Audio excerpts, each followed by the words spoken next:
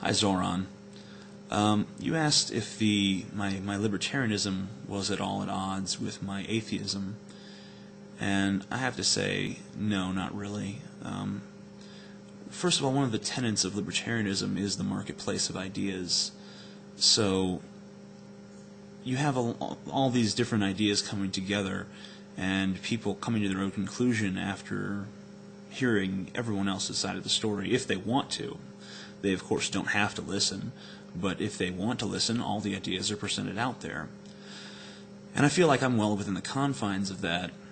I'm presenting my ideas about the nature of the world, and let's talk about the nature of the world for a moment. Let's talk about what it means to be an atheist as opposed to what it means to be a theist, because the difference is not a small one, as a lot of people seem to make out.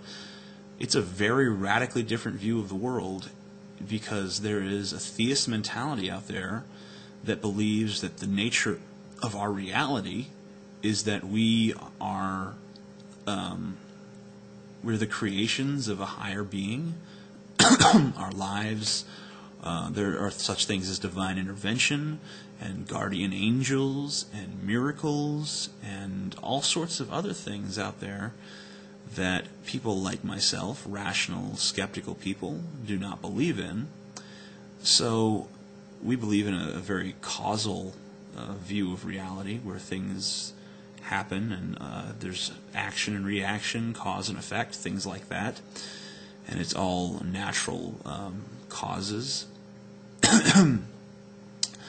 And so it's very, very, very different view of the world. And it seeps into so many aspects of our lives, and it affects everything from, just the way we treat our families, the way we raise our children, what we believe politically. It's very, very, very much a part of who we are.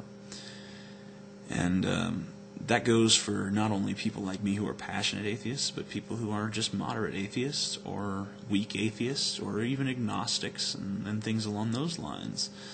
People who believe in people who believe in a more of an Ayn Rand A is A version of reality are bound to have a very different view than the people who say A is X. That's not even a similar view of the world. I question that religion is even an ideology, because it is based on something that's patently false. There is no God, to me, is such a powerless statement for me at this point. When I was a kid, it used to have such a power in my heart. When I was like 10, I would say there is no God, and I'd whisper it, and I'd look around and make sure no one was watching, and it felt like so powerful to me. But nowadays, it just seems so obvious. It's like just saying the earth is round, not flat. The sky is blue, not plaid. So it's not as if there's we're not talking about an ideology here. We're talking about ideologies that are built upon a delusion, which is absolutely a delusion,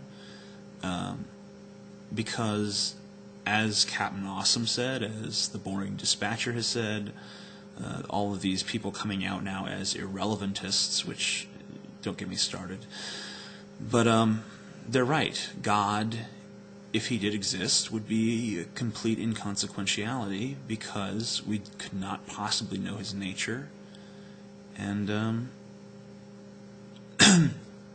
and there's no reason to assume that he has any sort of will towards us, that he wants to impose any sort of morality on us, that he gives a shit about us one way or the other. So, but of course, the idea of God is such an improbability anyway, for reasons that I've gone into in the past, and I could go into again if you really want me to. I never get sick of talking about it, as you can probably tell. But no, I don't feel like my atheism conflicts my libertarianism, because the whole marketplace of ideas thing.